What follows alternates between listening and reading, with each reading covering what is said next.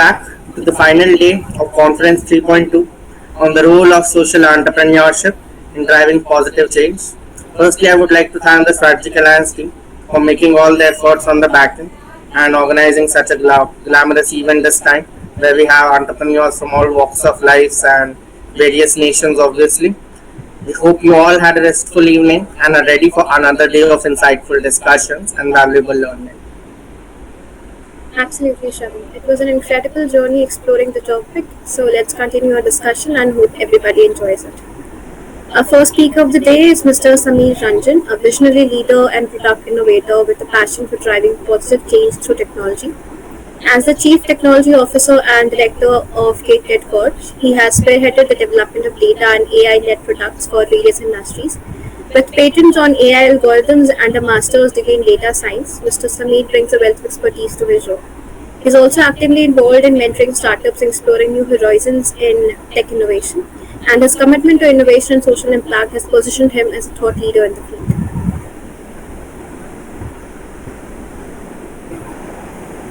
Next up, we have Mr. Chirag Shah, a dedicated educator, innovator, and social entrepreneur committed to driving positive change through education and philanthropy. As the founder of Neelom Foundation, he has spearheaded initiatives to support social and public interest causes with a proven track record of success in business leadership and entrepreneurship. Mr. Chirag brings a wealth of expertise to his work. He is passionate about empowering entrepreneurs and fostering social mobility through innovative strategies. His dedication into making a difference in this world has earned him recognition as a leader and a change maker.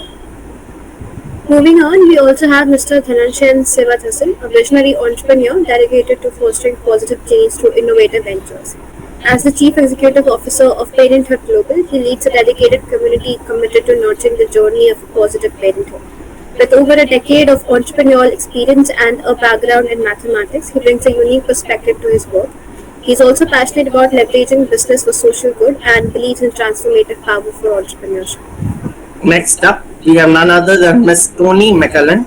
She is a critical friend and a business mentor specializing in social impact and public interest causes. With over 30 years of experience in leadership roles spanning environmental, government, education, and social enterprises, Ms. Toni brings a wealth of expertise to her work. She is known for her compassionate leadership styles and her ability to navigate complex challenges with C-suite executives and board members. She is a veteran of diversity, equity, inclusion, and belonging, and also passionate about empowering social entrepreneurs to create meaningful change. Her leadership change model and commitment to compassion makes her a trusted advisor and mentor in this field. Next up, we have Ms. Pat Velisirin, a visionary business architect and social impact leader dedicated to creating impact-driven business ecosystems. With a focus on the circular economy and sustainability, she brings a unique perspective to her work. She's also passionate about empowering entrepreneurs, especially women, with the tools and mindset to build businesses that prioritize people and the planet. Ms. Pat's expertise in global markets and her commitment to driving both profit and progress have earned her recognition as a leader in the social entrepreneurship. Last but not the least, we welcome Mr. Shouvik Jana, a dynamic entrepreneur and a creative visionary dedicated to fostering innovation and creativity in India's creative industry. As the founder and CEO of Click India, he leads a passionate team of professionals committed to delivering high-quality creative services. With expertise in photography, videography, graphics, and web development, Shouvik offers a comprehensive solution for creative projects. He is dedicated to helping brands grow in the competitive market and empowering creative professionals to showcase their talent. We are grateful for all of our panelists' presence and eagerly anticipate your valuable insights and contributions to today's conference. We would also like to inform all the participants that the HR team is conducting calls in the chat box throughout the session. Do participate actively in the same. And the certificate links shall be distributed at the end of the discussion. So all the participants must fill it accordingly. Now, we would like to begin our discussion by requesting Mr. Sameer Ranjan to commence his speech and share his insights. Thank you so much, guys, for the warm introduction. Right? And good evening, good morning, guys, from wherever you are joining. And I'm pleased and excited to be here. I got a chance to visit India. I live in US. I got a chance to visit India a couple of months ago for almost 65 days. And the best thing was I was traveling through every city, every state just to explore the entrepreneurship and the culture there. One thing that hit the nail on the head was how people are open to accept the technology. Right? This is something which I never thought, I never saw that India being open, straightforward, and being ready to accept the change in technology from the small city, a single storied building having a rooftop restaurant to utilizing that building for some other commercial purposes in the morning. Right? That's what the whole drive of business and entrepreneurship is. Most often, I think entrepreneurship is not something that you go ahead and start a business or do a startup or raise funding. Entrepreneurship is a soft skill that you have, which is, if given any situation, how you can come out of it and how you can do something which requires a certain amount of creativity, which requires you to follow your instinct, and most importantly, something that requires you to have courage. And the courageous society is something that drives the change in the rudimentary and archaic values.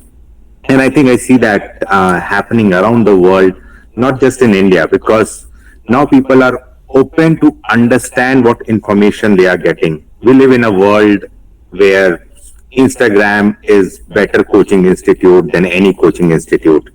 We learn our things about society, technology from WhatsApp groups rather than the schools and colleges, right? So we live in a world where information is at your fingertip. But the biggest challenge is, how do you find out what information makes sense for you? How do you understand which is misinformation and which is the right information? And the people who are being successful in this day and age are the people who are able to separate wheat from the chaff. They are able to understand which information is making sense and which is complete nonsense. And how do you do that, and why it is important? Because we are talking about today social entrepreneurship.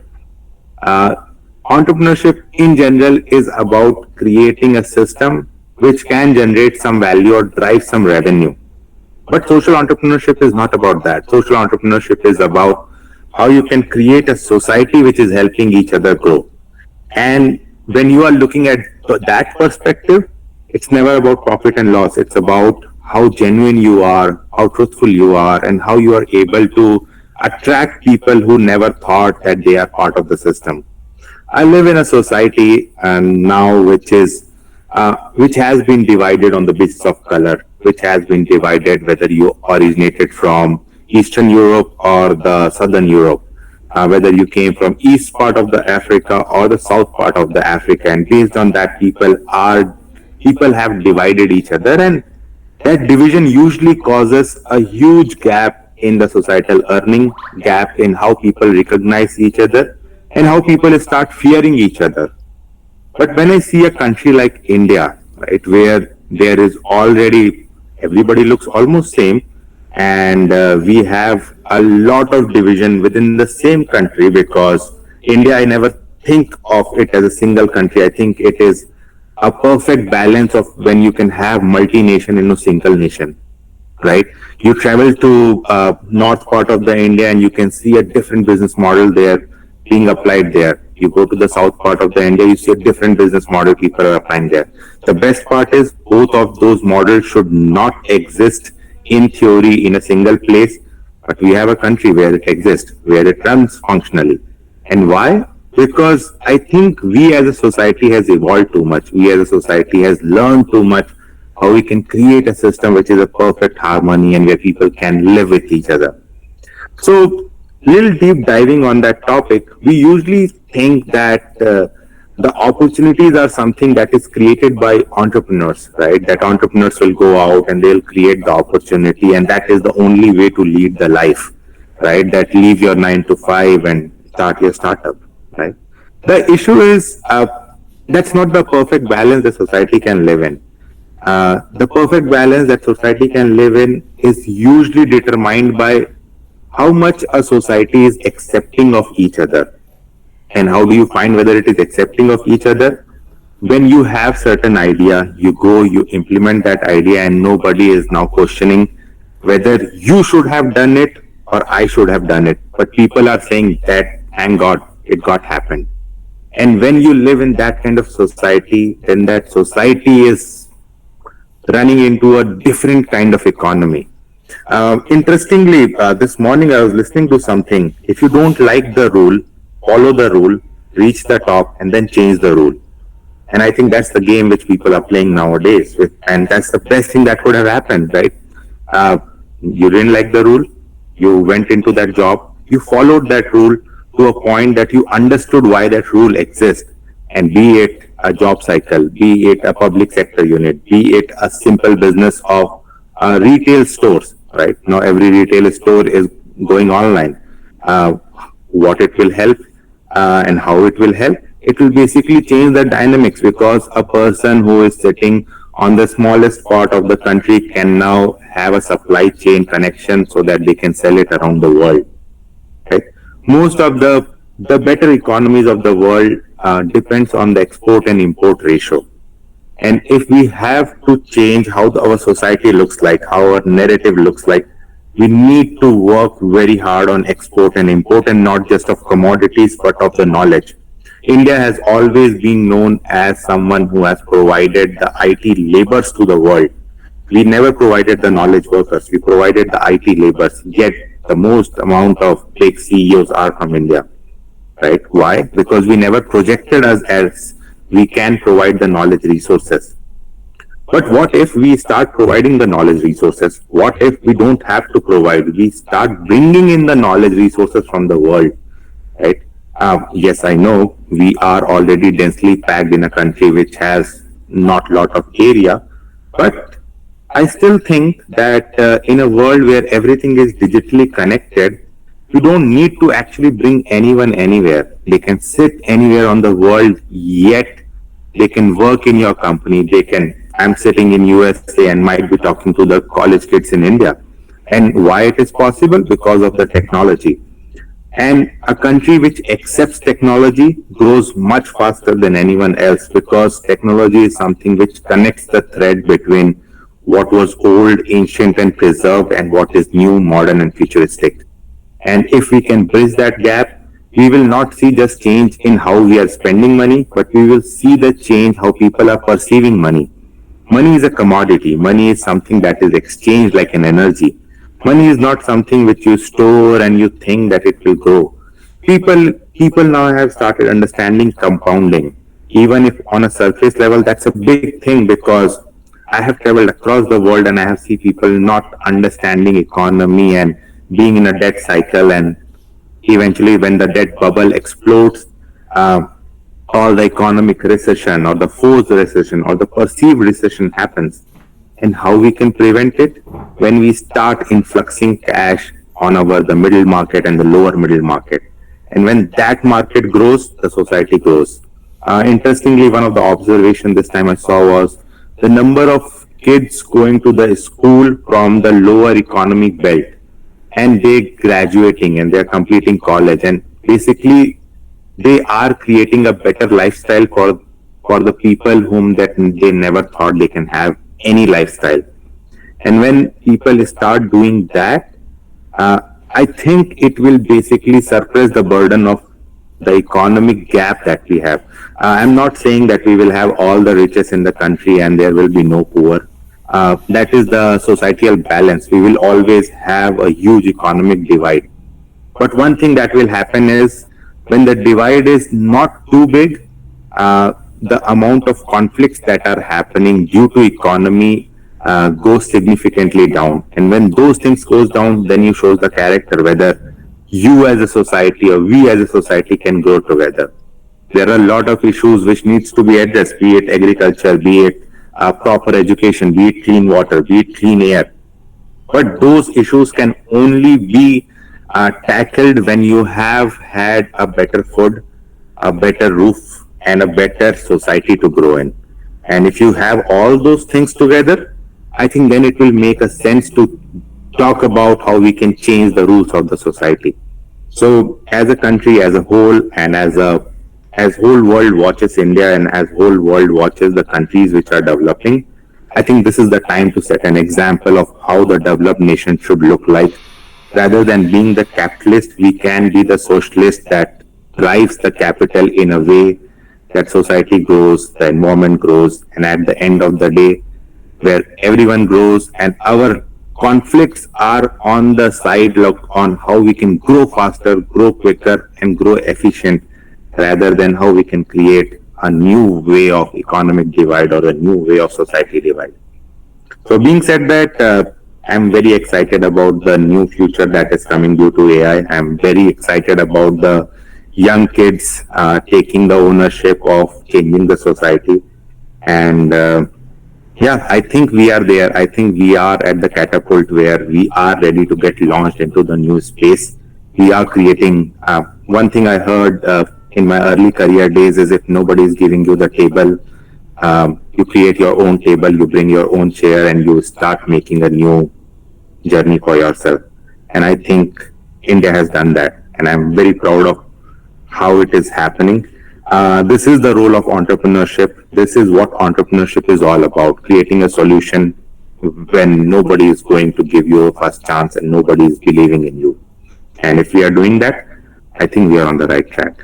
With that, I think my time is up, and thank you so much for inviting me. It was nice seeing few faces, and have a great day. That was a wonderful speech, Mr. Sameer. Do we have any questions for him? Any questions from the fellow speakers? Any from audience? Muspa, that was that accidental hand raise or okay? All right. If there are no questions, then we'll be moving ahead. That was a wonderful speech, Mrs. Sameer, and please share your email address in the chat box. And if any of our audience has any questions later, they can seek further information, reach out to you and seek further information via that email address. Moving ahead, I would request Mr. Sibit Hassan to commence his speech. Hello everyone, and good evening to you all. Hope I'm audible. Yes, you are. Yeah. All right. So thanks, Ami. It was a nice speech. So touching upon the entrepreneurship, this is quite a difference between social entrepreneurship and entrepreneurship, right? So it's a very thin line. So as you said, like, entrepreneurship is with uncertainty, starting and developing a big business, organizing it. You don't know where you're going to end, but you have a clear vision and passion towards what you are doing and driving it towards success. It's a very hard thing, but social entrepreneurship is much more like, a level up there, like considering the social and economic factors as well. So the difference between that is like, for example, an entrepreneurship is like placing a product or service in the market and earning a profit, right? That's what a business does. In social entrepreneurship, it's just as entrepreneurship. You do the service and product, you place it in the market, you earn a profit, but out of that profit, a portion of your profit is reinvested actually into ecological, environmental, and other social impacts, right? So social entrepreneurship is what directly gives a positive change and impact on the economy or the social and economic factors. And it's widely spoken now, but it has been already there in even 1980s. It was already there, but there was not much of a need because at that time it was all there's not much of an entrepreneurial role there. It's very limited opportunities, and population was less, and not much of inventions or anything. It's all great inventions, but now it's much more of a competition, and the climate change, given the climate change going to an adverse stage, and the negative impact that of course us we creating to the environment and everything given to those, social entrepreneurship is a need now, right? So any businesses, even entrepreneurs or even companies, larger conglomerates can be a social enterprises called as social enterprises are focusing on this particular topic much more deeper these days. So addressing into issues like if you are in an economy, say if you are in a city, in your city you have a problem, right? You want to sort out that problem and you're finding a solution for that, but it's not a charity. You're not going to do a charity, right? For example, if it is hunger that you need to find a solution to, a charitable organization would give food they have funds, enough of funds, they will give food maybe for a month or 2 months or a year. They have funds and they will give the food. So that charitable thing, that problem is solved. But a social entrepreneur will find the root cause of why that hunger, how it has developed, how can we stop it, and find a solution for that. For example, employment, right? It might be due to unemployment, no job opportunities for the low income earners or maybe the underprivileged. So those are the solutions that mostly a social entrepreneur would address to. And specifically, there are many from India. For example, I'm from Sri Lanka, so I was just researching from India as well. I just want to share a small case study with you all. Hope you all matter. So, rickshaw, I mean, not the motorized, the unmotorized, the rickshaw pullers, which the cycle, it's called the tricycle, right? So that's much more popular in India those days. Maybe now with the Tata Nano invention of those things, it might not be popular. But in 2000, year 2000, it was much more popular. And on an average, 95% of the cycle rickshaw, the drivers, they are not owners of the tricycles. They always hire. So when they earn their daily income, major portion of their daily income is given to the owner of the tricycle. It might be a person owning about 100 or 200 tricycles, which is given on rent, and the tricycle owners, the riders, they get the tricycle rented and they ride it. They earn the income. They give a portion to this thing, so that the balance portion that they take home is not enough for them, and they don't know the access to the microfinance. They don't have the financial knowledge to buy their own tricycle or build it, and those knowledge was not there for them at that point. So on an average, if you take that type of families, there are about 4 to 5 dependents. The research says 4 to 5 dependents in that family.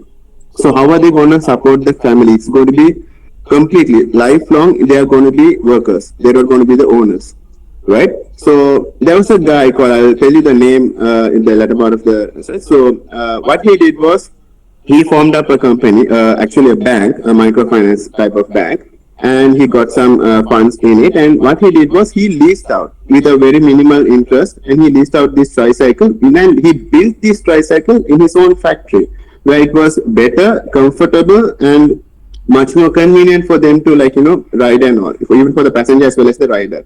So what he did was he incorporate a lot of things, they get this eye and healthcare, family planning. They gave licenses, they gave uniforms, trainings, and maintenance for the tricycles, and they also gave potential access to financial institutions, the financial training, knowledge to the riders as well. So a rider who is already renting his tricycle to a owner of a tricycle is a huge difference, that gap that he has made. And it's a business, of course, a social entrepreneurship, a business based on social entrepreneurship. The impact that he has made is to change that family to a better family. The main income earner, he's increasing his income and he's making him a business owner, right? That's the impact.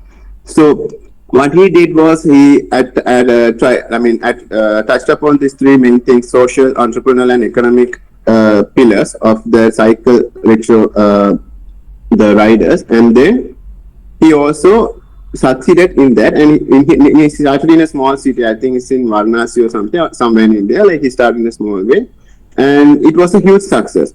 So more than 2,000 tricycles were given out, on lease, and they were so happy, and everyone was trained, and they have become business owners. It was a huge success in India. And also there are other big companies like Morgan Stanley and the Tata Consultancy Services also has supported them later on in the latter part. So what he has done, mainly for his social entrepreneurship, this study, he also, yes, of course, from the interest, he also earns a portion of income. And he has also touched upon a social issue and given a solution to that. And he has impacted positively over 2,000 families, right? And maybe at now, at this point, it will be much more than this.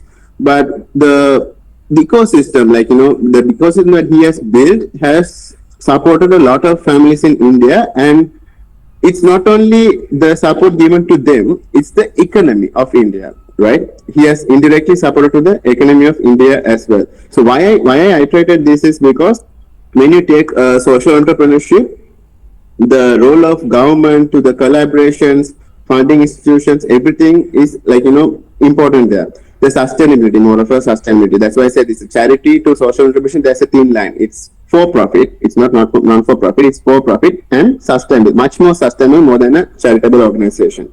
So the ideal is like the measures. Normally, you would have heard in a business it's ROI, return on investment, right? Here in social entrepreneurship, it's more of a focus on social return on investment.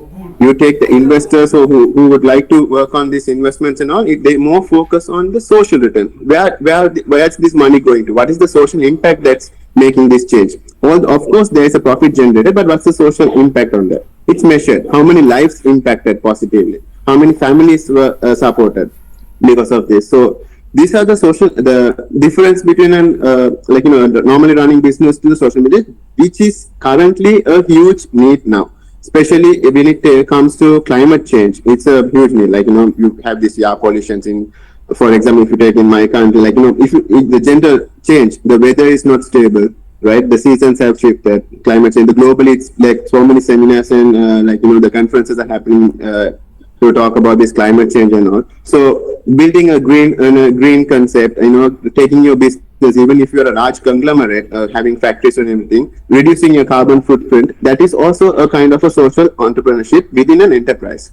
So that's what the world should look forward to. And so that it was in the topic that was also told to discuss on the role of government. Role of government in this social entrepreneurship is that the governments could support in terms of, now the government anyway supports on NGOs in tax intensives, but they should also support the social entrepreneurs on tax intensives, and maybe they could grant funds, right? They could help them on crowdfunding or to having an incubation system done by the government to help them to develop their skills, to make them understand the social economic things that they could address to, and make awareness programs, to get a forum, SK groups, associates, you all do you all collectively speak to certain entrepreneurs and all, you get them together and you ask them to discuss in this forum. So likewise, lot of things could be planned with a forum discussion. So a lot of ideas would come in. So they could plan as a government, they could plan this and implement this ecosystem to work on a positive change. And other than that, what you said, this when it's spoken about this sustainability, right? So social entrepreneurship and sustainability works a lot.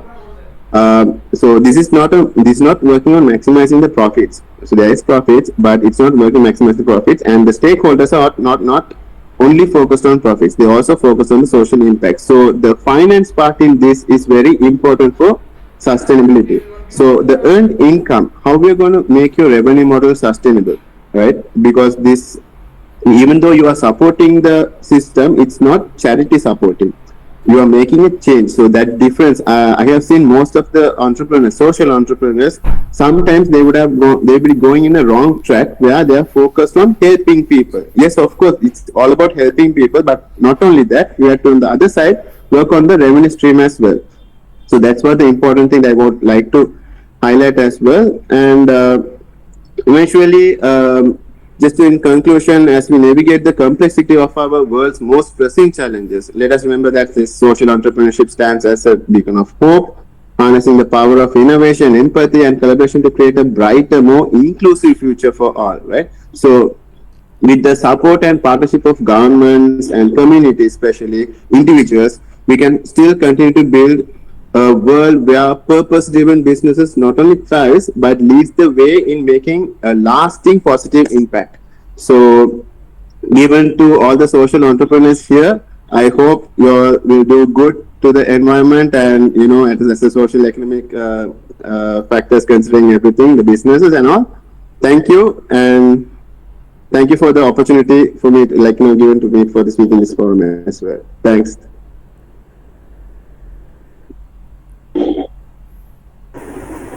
Thank you, Mr. Sivdasan. Do we have any questions for him? Anybody, any questions? Fellow speakers, if you have any questions, you can raise your hand or write it in the chat box. Alright, no questions? Yeah, Dhanachan, I actually had a question for you. Since I've already been into this social entrepreneurship space, and we have multiple participants from all walks of life who are maybe associated with NGOs or working for a social cause, what would be your message to them? like something which can inspire them to keep walking on to their path by following their purpose rather than money? It's happy money. I would say the word would be happy money. So money, of course, money is important. Yeah. So we just said the word happy money. So you are helping a person to making them smile, and you're earning out of it. It's a satisfaction for you. Exactly. So when you see that, when you get that energy and the even environment, the universe will support you. You will never fail. So just focus on your passion, have a proper vision, and just work towards it. And keep always in mind the work that you do is making someone somewhere else around the world happy, and no one is hurt or anything. So that's all. The universe will definitely support you, and definitely the business will be a success. That's all about social entrepreneurship. That's exactly the right thing to mention. By the way, since we are talking about vision, would you like to share your vision with us about Parenthood Global?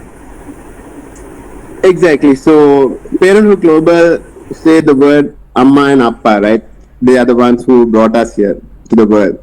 So what's in it for them? So when you take this life cycle, like after marriage, before like pregnancy, pre-pregnancy to pregnancy, post-pregnancy, raising a kid in the baby level, toddler level, and then getting them to school, university, and giving them to a marriage and all. There's a huge process, right? So generation wise there could be a gap. I'll just touch upon one segment. So are there any even in certain organization, corporates and all, there are policies for parents, there are leaves, maternity leaves and all. Some countries they also have paternity leaves and all, everything. But how well are the parents thought about this raising a kid, because they are the future, right? And if you could have seen now there's a shift in this generation X, Y, Z, and now the alpha has come, right? But given the AI world, where are these emotions, the element of emotion, are they actually there? Or I mean, how the parents can actually raise a kid? Because if you take our parents, right, they are in a different generation, and now when they are here, like we as parents, there could be parents here, we see a different world. So whom do we speak to in terms of advice? For our mothers and fathers, there could be our grandmothers could advise, but now we can't take completely our parents' advice because they have come from a different generation, right? So it's completely difficult. So what we do here is we create a community, an ecosystem to help parents to discuss with each other, and for same age group of parents, and also for their well-being. So better parenting is raising a better kid, right? A well-raised kid will be a good citizen, and a good citizen will create a better world. So that's the whole vision of parenthood. Since you do mention this, even when I was actually talking with some of the entrepreneurs down physically, then I went met. I was lucky enough to meet Dr. Manjula Jagatramka. She is the founder of Eterna Textiles from the last 30 years. Like her startup actually focuses on providing textiles to normal consumers in urban areas. Those textiles, especially which have been manufactured in the rural areas by backward segments of the society. So she once told me that raising a startup is actually equal to raising a child. Actually, a lot of similar things here. Even for raising children, you need a lot of patience for 25 years. And again, as you said, startups. Exactly.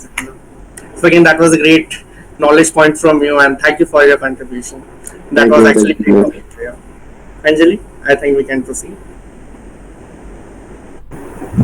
Yes, I would request you to please share your email address in the chat box, and for any follow-up questions or discussions from our audience we might have, they can reach out to you. Moving ahead, I would request Ms. Tony to commence her speech.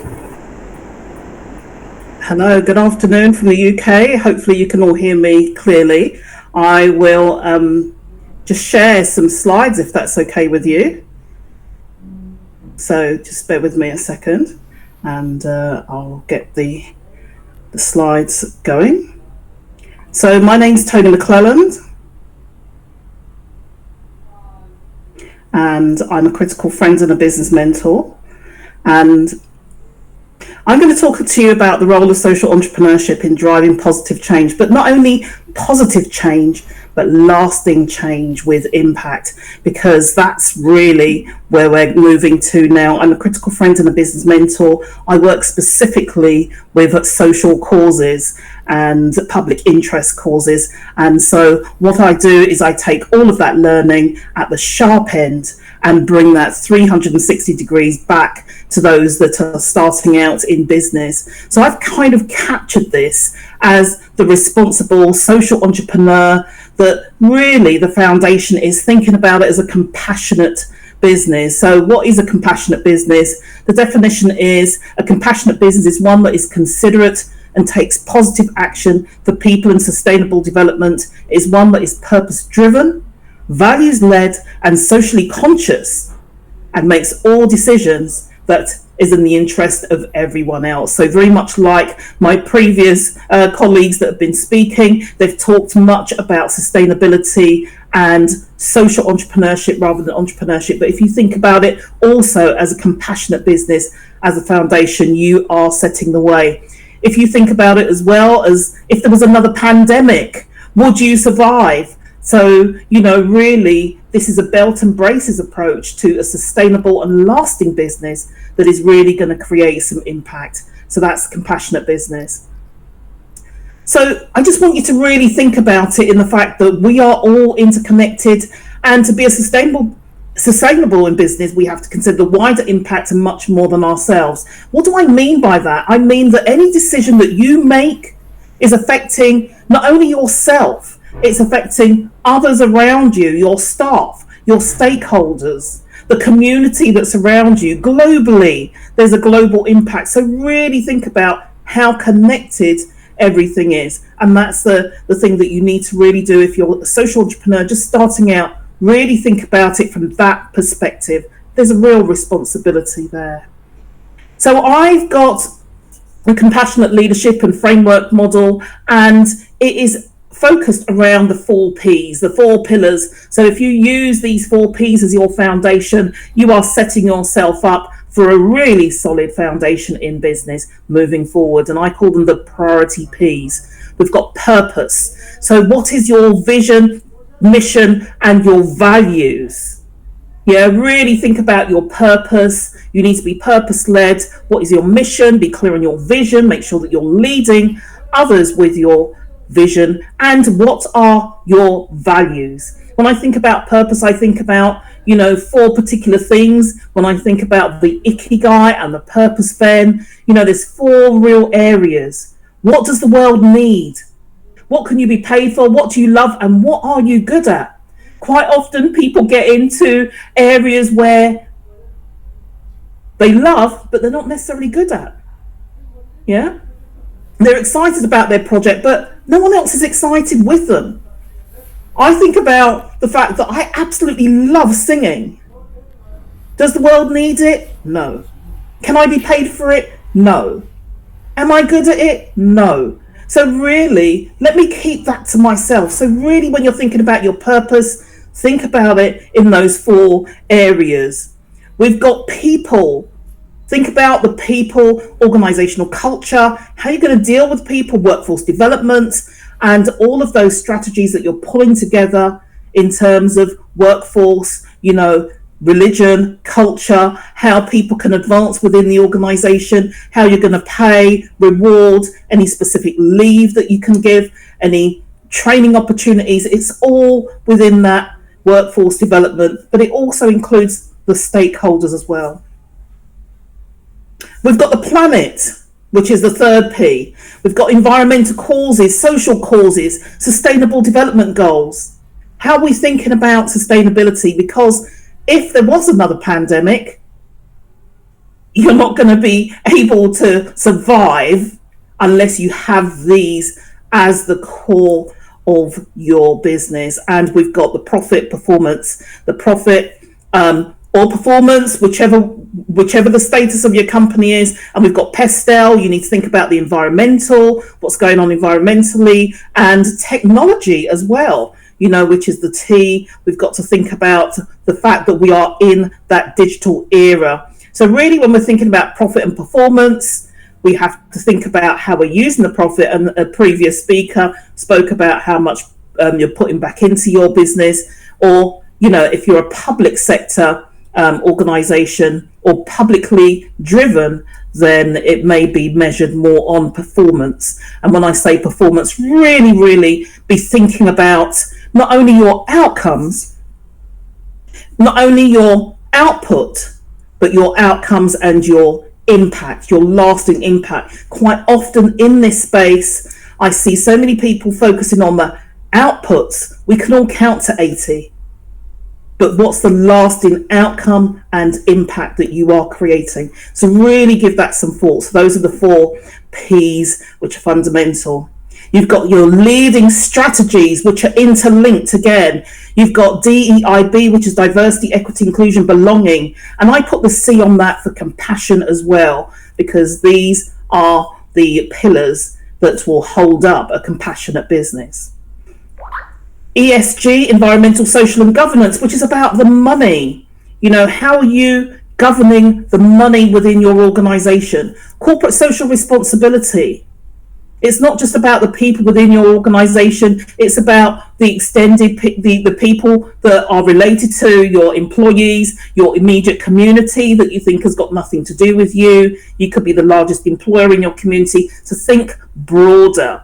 And sustainable development goals are the SDGs. So really, when you think about the 4 Ps across the top, purpose, people, planet, and profit, you will find that those 4 strategies are across all of them. So really, if you use this as a foundation, you will find DEIB, ESG, CSR, and SDGs with the 4 Ps really will set you apart and help you with positive, sustainable, and lasting change.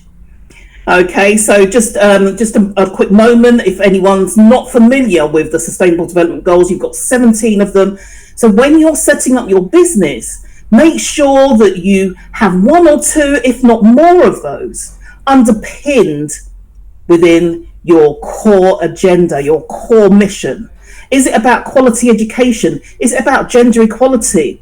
Which ones are you going to identify to be underpinning your organization's values and purpose? So really think about the SDGs. We need to have them in place by 2030, even though, and if you put them in place now, then you're going to be 5 or 6 years ahead of your competitors. So think about it from that perspective. And just to kind of really think about how to leave you inspired with having those as a foundation for a compassionate business, I just want you to think about the fact that why look for external validation when it's internal validation that is first required? And what do I mean by that? I mean that ultimately you need to look within yourself. We always look externally. We want people to give us the nod. Yes, that's okay. We want that reassurance. But actually, none of that matters unless we look within ourselves and we do that introspection. We do that inner work and we believe. Because it's when we believe and we are really passionate, that is when we make the biggest difference, and it comes back to your purpose. Okay, and for anyone that wants to follow the social entrepreneur business journey, then there is my QR code for you there. But I just want to leave by, I want to end my show and come back to here. But there's one last message that I want to share, and that is about the fact as a social entrepreneur, the feeling of profit. There's lots of people that feel that, well, you can't make money, you can't talk about money, it's all about doing good. Yes, it is about doing good. Yes, you can talk about money. Yes, you can make profit. But it's about your integrity. Are you working in a very integrous way? What is the purpose and the impact that you are trying to leave across the world? And I just want to leave you with a message, and that is, don't chase money, chase results. And then the money will chase you. Okay. Every so often, you might have to slow down enough for the money to catch you, but really focus on doing some really good work, really focus in on making a lasting impact, and the money will come to you. And on that note, I just want to say thanks for having me. And I hope I've encouraged a couple of people on the call here today. And thank you to the organisers. Thank you, Ms. Tony. That was a wonderful speech. Do we have any questions for her? Tony, I have a very simple question for you. Since you have been an entrepreneur and the director of First Life Group for 18 years and even more than that, what is your advice to entrepreneurs who actually tend to give up in their early years of their startup due to some fund issues or maybe lack of time issues, team's resignation issues? What's your secret to consistency and resilience?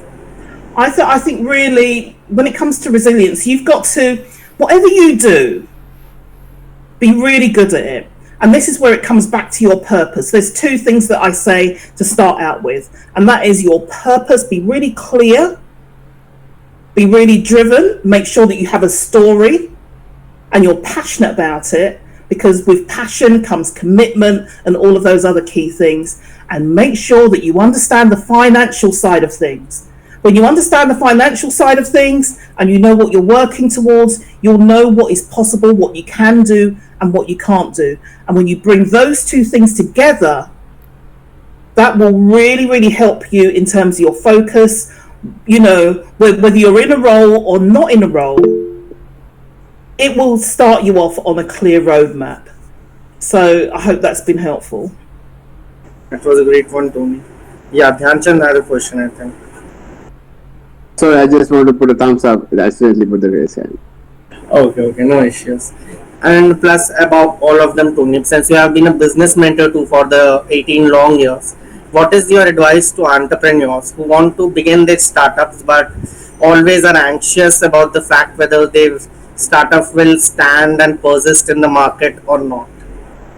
Well, I think some of the things that I've talked about, which is sustainability, you know, making sure that you're putting people at the front of whatever it is that you're doing. These are the things that are key and core. If you put something around sustainable development goals as well, you know, you're putting another nail in there to nail this down, the foundation, and make it. But really, it's got to be about being purposeful, being intentional, and, you know, find yourself a good mentor too. You know, really, there's lots of people on this call that have spoken very admirably, and, you know, find yourself a good mentor or a good coach that can guide you, because quite often when I speak to people my age now, that's one of the things that they didn't have. So they had to kind of figure a lot of it out themselves. But actually, there's a lot of good people, and the business that you're doing at the moment will help and support them moving forward. So find a good mentor. Last question, if you do not mind it. At SK Associates and Group, we usually do mentor aspiring student entrepreneurs from across the world who wish to begin their startup, launch it, or maybe take it out on a global scale, or maybe they want to take out their family business on a global scale by transforming the business model a bit.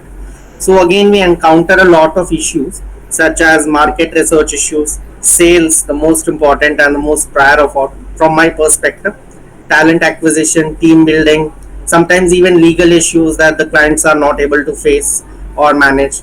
So according to your expertise, which one of these is the most important one that an entrepreneur must always keep in their mind while beginning their startup? I think they're all equally important. However, I would say that one of the things I've always found is that people don't really put funding aside, you know, to invest in their business in the beginning. And that is key. Marketing is an area that is always left out. You know, you exhaust your family, your friends of your friends, and then who's next? Actually, and then you start scrabbling around. But actually, if you really invest, put some money aside for marketing, that's why I said, get that finance piece alongside your purpose. And when you bring the two together, it works like magic. But if you get some good people around you, and even prime ministers and, you know, presidents, they all have teams of advisors around them that advise them. They don't know the answers to everything, and don't think that you have to do everything, but get people that know more about that particular area than you, and they can help you. But always put money in to invest in your business, or find an investor that will invest, if you want it to be really good, and set the real foundation moving forwards.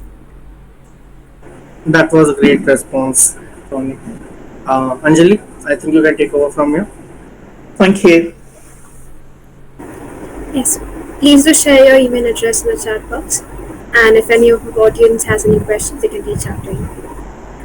Moving ahead, I request Ms. Pat to commence her speech. Hello. Sorry about that. Good afternoon, good evening, good morning to everybody who is part of this call. And I thank the SK and ANG group for inviting me for this very exciting conversation. I do applaud the previous speakers. A lot of insights. I've taken down notes to all of your sharings and amazing insights for what social entrepreneurship is. And so for my speech today, I will talk about circular economy and the new business model blueprint that I call 3.0. And a lot of the concepts that I would actually like to talk about have been, covered by the previous speakers, which is amazing. We covered what is the meaning of social entrepreneurship. It's all about that kind of 4 Ps from Tony: purpose, people, planet, and profit. And it's all about having a compassionate listening. It's all about thinking on strategic ways on how to generate the impact. The impact that we're doing as business people, and all of those things together. So if we, for me, want to kind of inspire the students here too in this call too, because for me personally in my journey, this is the most exciting business journey anybody could ever be part of, because social entrepreneurship is a call to very unique type of people. The social entrepreneurship is a call to action for people who can see beyond the need for people and planet and have that kind of ability to create profit and demand.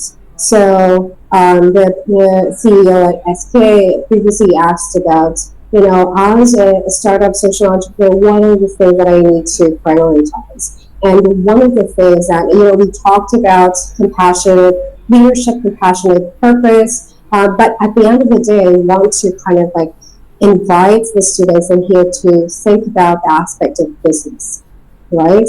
Because at the end of the day, social entrepreneurship is not a charity. So we have to create a better landscape for ourselves, whether it's reading books, it's mentorship, it's attending conferences like this, to be empowered and be better business people first. Because the moment that we are able to create sustainable profits, that's the time we can create and scale our impact. Without the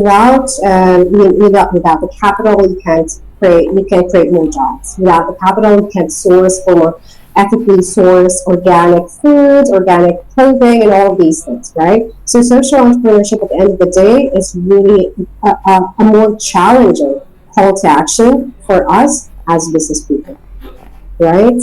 And also for us to be better leaders, because social entrepreneurship is a type of business model that demands a higher sense of integrity. It's not just about making profits, not just about 300%, 500% markups on what you produce as a product or a service. And that's the reason why, there is a 4D approach, right? As Tony has mentioned, I would like to go back to the speech. It's very similar to kind of the circular economy that I talk about today, and really think about that from that perspective. You have to create a product or a service that people will buy first. That's where we start, because this is a business at the end of the day, right? And then you think about sustainability goals, right? And think about something that you're extremely passionate about. because that there's so many sustainability goals out there, whether it's poverty, it's equality, it's women issues, it's all of these things, right? It's planet, people, and society. So think about something that you're really passionate about and integrate that to your business. So one concrete example that I can give to students today who are attending this conference is you don't have to make it complex at the very beginning. If your product or service is, I love to bake hats, make a bakery, right? So then how is that going to be different from a traditional bakery? How is that going to be a social enterprise pact? So when you're a social entrepreneur, you have an idea, you have a bakery, you're selling bread. That's like if you're not a social entrepreneur, that's going to be a very linear kind of approach. I'm selling bread, I get a profit, I'm selling bread, I get a profit. It's very linear.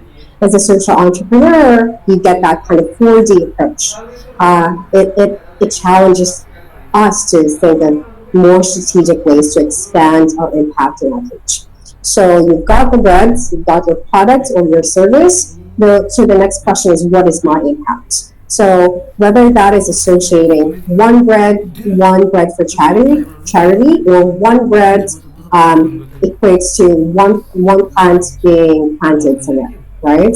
Or is it your enterprise is training or employing mothers who could not leave their children at home?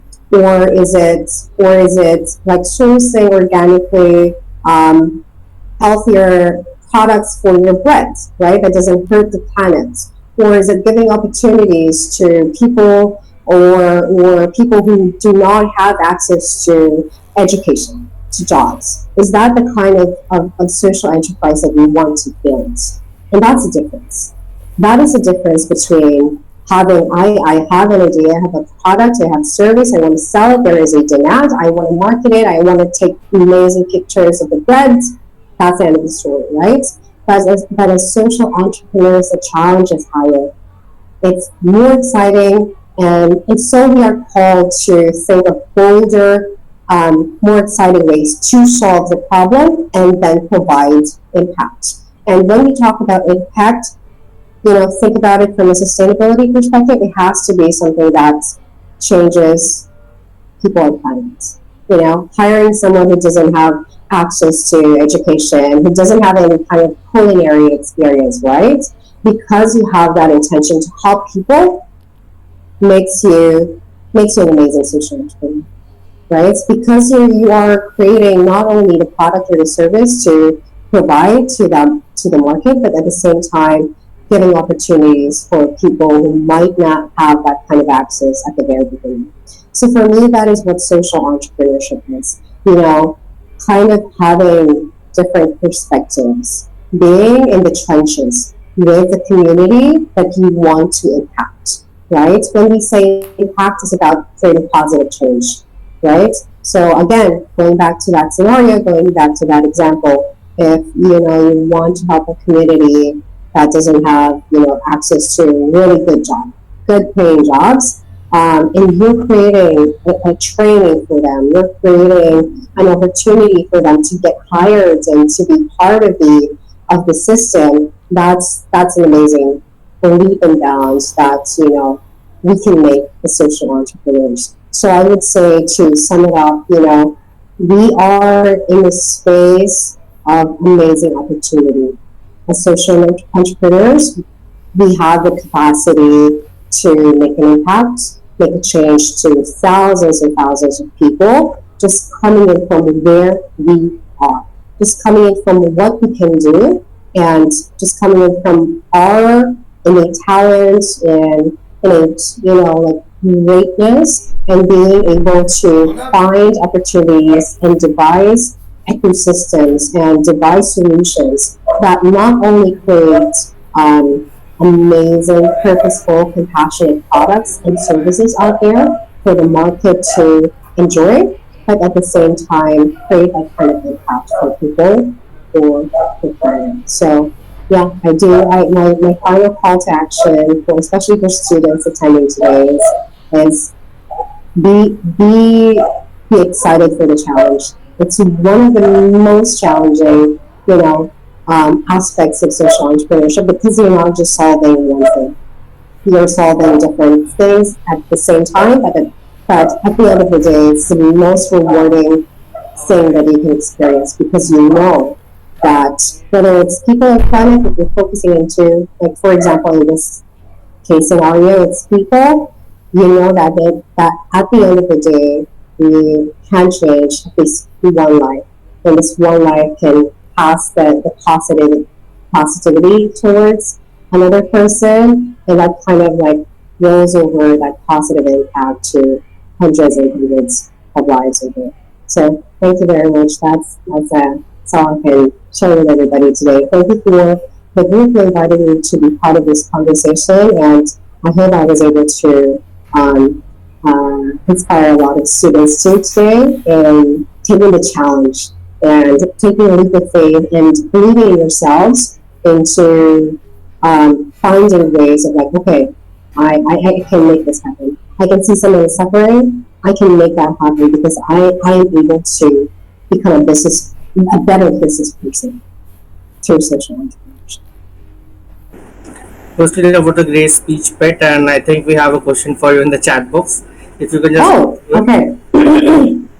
Yes, okay. What inspired me to start my own business and what were the initial challenges I faced? So, my enterprise is a social enterprise based in the Philippines, and we do have a two-pronged approach of helping farmers all over the country. And basically, what we built as a business model is right at the very beginning of my speech, I emphasized the importance of demand because the creation of the product and service is what's going to bring the money in, the happy money, the compassionate money, the impactful money. So we created a restaurant in the Philippines, and there's ethical sourcing, organic sourcing. So there's an aspect to that. It's helping the planet, but at the same time, we are expanding the product of thousands of Filipino farmers who do not have access to this kind of a skill, right? So what really inspires me is I grew up poor, and I saw the challenges in my community and saw that there is a gap. My biggest questions, and I feel like a lot of you might be able to resonate, is that why is no one helping? There's a lot of money out there. Why is no one helping me? And then as I grew up, as I learned a lot, been in the workforce, built my own startups, rises and falls, I realized that at the end of the day, we do have the power to actually change things from where we are. And that's my core inspiration.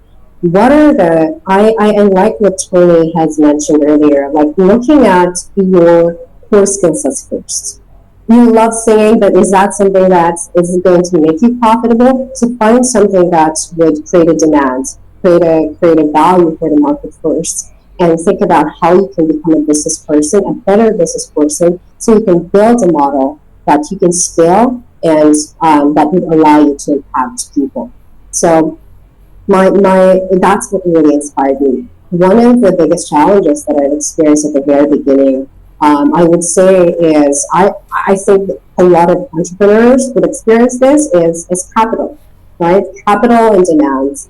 But as you are in this journey, the biggest learnings and the biggest things that you can equip yourself is really knowledge, right? And when you are in business, there's a big factor of finance.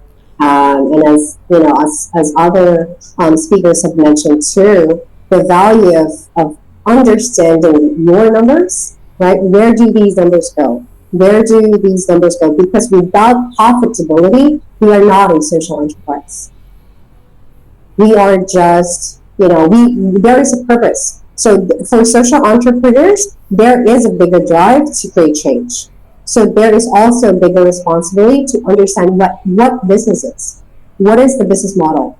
How can I create demand in what I do, whether it's a bakery a local bakery, or whether it's technology, it is software. We have to understand the numbers of it all so we can create an impact to other people. And it took me years though. It took me years, to be honest, to kind of learn, oh, this is where it's going to go. This is where, this is how I can create more value so I can charge for higher prices. So understanding the numbers game is one of the biggest challenges, I would say, at the very beginning. But also now that I have learned that, and as you know, we are aware, we can become aware of like how we are able to solve these problems. But I also urge social entrepreneurs here to understand that this is not, we are not in a blaming game.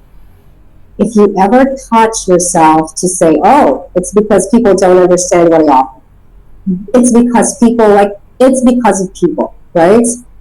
Kind of hold yourself back and like look back internally and be in a place of like, okay, something's not working. What can I do to be better? Be part of these conversations, attend conferences, get a mentor. What are the things that I can do for myself to be better? Because to be honest, you guys, the world does not care for as long as your product or your service is great. It doesn't matter whether you're from India, you're from Sri Lanka, you're from the Philippines. For as long as you're providing value that solves other people's problems, it does not matter. So believe in yourselves, but be very cautious of being in a place of like, oh, because they don't get my purpose. I'm very passionate about this. I want to help 1,000 people. It's their fault, right? But as social entrepreneurs, we have a bigger responsibility to be better always, always, always. So yeah, thank you for that question. Thank you for that question. I think we have another question in the chat box, Pat. Oh, okay. As a female entrepreneur, have you encountered unique challenges, obstacle biases? Definitely. And that's the reason why I'm very passionate for female empowerment equality. One of the biggest challenges that I experience, I would say I want to share two different kinds of challenges because I'm a mother myself. And being a mom, it's very challenging because it's different for women. The demand of having your child depend on you for basic sustenance like food is very different, especially if you're tackling massive business challenges, like massive social entrepreneurship challenges. So that's one, being a woman in a physical space, and being a mother and being able to balance that. But at the same time, as I mentioned earlier, what I was able to do to address this challenge is I created and I defined my own set of rules. I heard from one of the speakers earlier quotes that I'd like to paraphrase of like, learn the rules, get to the top and break them, but what's kind of a different approach that I did was that I broke the rules. And then I made my own rules because I had to be able to adapt. And what's amazing about it, again, for as long as your product and service is amazing, it's good, people are going to buy it. If you tell them I'm not going to be available during these hours because I'm taking care of my family, they will not care. For as long as you're delivering amazing product, amazing service, they will not care. So that is one of my first challenge that I want to share with you guys. The next challenge that I experienced as a woman is really the bias for women. And this is not, it's not tied to anyone in particular, but, so even on LinkedIn, in the olden days where images or pictures are not prevalent, it's not required, I really opted to leave my photo out. Simply because that there's bias of okay, this is a female CEO versus this is a male CEO. And most of the time I do have calls, I do have business deals in New York and all over the world, right? And whenever I pick up the phone, I wouldn't allow the other person to say something first. And then when I talk, they would be extremely surprised to know that I'm a woman. Because at the very beginning, the things that I'm doing, the services that I'm offering, the products that I'm offering, there is a bias and an assumption that a man can do it, right? But at the end of the day, again, this is going to be probably the theme of my speech today. To make sure that as business women or as business people, we have to be really amazing with what we do, the products and services that we offer. Because at the end of the day, there's people who are talking to me and telling me, "Oh, I thought you were a man. I'm really sorry. I'm calling you sir. I'm calling you all of these things." Because your name is Pat. It's unisex, right? They could not like. We still did a lot of amazing things together, and it was very encouraging because at the end of the day, when the product spoke for itself, my gender did not matter. So, but at the same time, I do acknowledge that there are a lot of these kinds of biases that are there at the very beginning, and it's so rewarding to kind of prove people wrong. So I do encourage everybody, whether man, woman, whatever your preference is, believe in yourself. Because for as long as your product or service, it helps people, it serves a value, everything else falls into that. We have a question from CS Satinder Singh in the chat again. If you can just have a Yeah. So how AI would affect, will it be more challenging for entrepreneurs? I would say no. As social entrepreneurs take advantage of artificial intelligence. Whether it's about creating content, whether it's about having someone to kind of brainstorm strategies with you, use technology, especially AI, to speed up what your core goal is. So one of the things that we do in social entrepreneurship, sustainability, ESG, all of these things is traceability. Right? So for people who are not familiar with traceability, it's the ability of a company or a brand to show consumers where the products came from and where, for example, one of the biggest examples of traceability is clothing. So when you have a brand who's able to show you traceability, you know that letter A, it's coming from ethical workforce sourcing. No children were employed making their clothes. Number two, they came from ethically sourced wheat or grass or hemp, different kinds of things, right? When that kind of traceability is in there, consumers are more inclined to buy your product or your service simply because they know that buying a t-shirt impacts a lot of people. This is the effect in planet, this is the effect in people, this is the effect in society simply because I'm buying from you, right? So I want to tie that into artificial intelligence. If you are able to tie that into your purpose, your product or your service, that's going to expedite the communication of the value of what you're doing even further. So I say, do not be afraid of AI. Of course, there are ethical implications, but that's the difference, and that's what I believe, that's the reason why I'm in this industry, is because social entrepreneurs are passionate individuals, purposeful individuals. And I do believe that, as social entrepreneurs, there is a higher ethical and moral compass that we abide in. So you can use AI. Don't be afraid of technology. Use that technology because that's going to empower you and scale your productivity 10 times, 50 times than, doing it alone. That's a great add-on, Pat. We have another question for you in the chat box. Yeah. Can you share a pivotal moment or decision that significantly influenced the trajectory of your business? Yes, there is. So I've built multiple startups in the past. A lot of them failed. Just to give you guys a picture, this is not like a one-off unicorn kind of thing, right? But I have always known, even when I was a tiny little girl, that I will be a business person. And I knew at the very beginning that I need to make a business that makes an impact to other people, even before I knew the term social entrepreneurship. So the moment, it was kind of personal for me. I shared this earlier, like looking at the world and saying, why is no one helping? and then kind of having that realization of like, okay, God gave me all these gifts. God gave me all these talents and like unique perspective. You know, the point is for us to use that to solve these extreme problems. Because for business people, there's only one problem that exists. How do we make a profit? How do we 10 times it, 100 times the profit from what I invested into your business, right? But for social entrepreneurs, you know, we solve the profitability issue, we solve the impact issue, and we solve the kind of the people planet issue. So pivotal moment decision, I think it was kind of like a personal journey for me to share with you guys. So I urge everyone to find that kind of moment for you.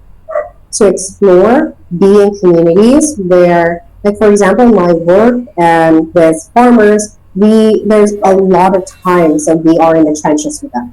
We interview them, we go to the farms ourselves, so we understand what the core challenges are, right? So after being with the farmers, the people, the community that we want to impact, right? And as I mentioned earlier, impact is about providing positive change, right? Once we are there, I go back to the drawing boards. As a businesswoman, as a business person, what kind of products and services can I do so I can create a sustainable demand for farmers, for rice, for all these things. So for me, that's my pivotal point is kind of like a personal journey. I knew it from the very beginning, which I feel like a lot of you guys would know it too. But I also like give that question back to you to find that moment and find that kind of awareness of what is good for me, what kind of impact do I want to make for other people and for the planet.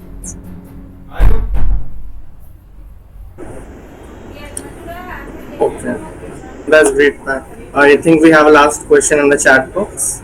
Okay, yeah. What strategies have you found most effective in navigating competitive landscape in the industry?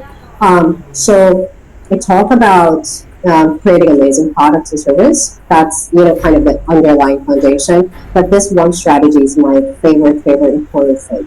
It's all about storytelling. And as the host of the event has mentioned earlier, I'm a marketing architect too. And one of the most important aspects of creating a social enterprise to make sure that you are able to tell your story, to make sure that you are able to tell the story of why the product matters to consumers, so they buy. To make sure that you're able to tell the story to the people or community or planet or aspect of the planet or environment that you want to impact, so you get partners in the zone. You can get partners from planting communities, you get partners from all these like water development NGOs, and so it's all about storytelling. That's one of the biggest strategies that I can leave with you today. So yeah.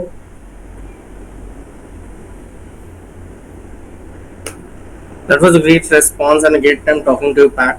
If you do not mind it, I have a last question for you personally. Yes, Since you have been an entrepreneur at such a young age and you are working towards making this community a better place to live in, what's your vision regarding your startup? If you would like to share it all with all of us here. Yes. My startup is called The Greats, and we had just submitted. We are one of the like hundreds of social enterprise participants of MIT's Global Solve Challenge for environment. And the vision is to create an interconnected system where our sourcing for the foods actually creates equal economic impact for farmers.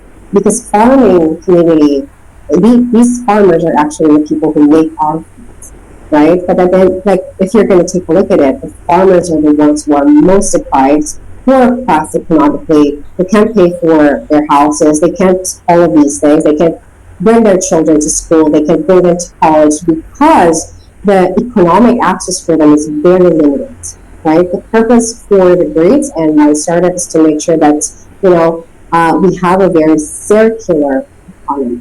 So if, for example, our restaurants are doing well, doing amazing different kind of branches all over the Philippines, all over Southeast Asia, at the end of the day, we have to make sure as a social enterprise that we create equal opportunities for farmers to be part of that growth and part of that abundance. That was a great response, Pat, and that's a great vision too. I wish that you carry Thank it you. out very well, and obviously you do become successful. God bless you.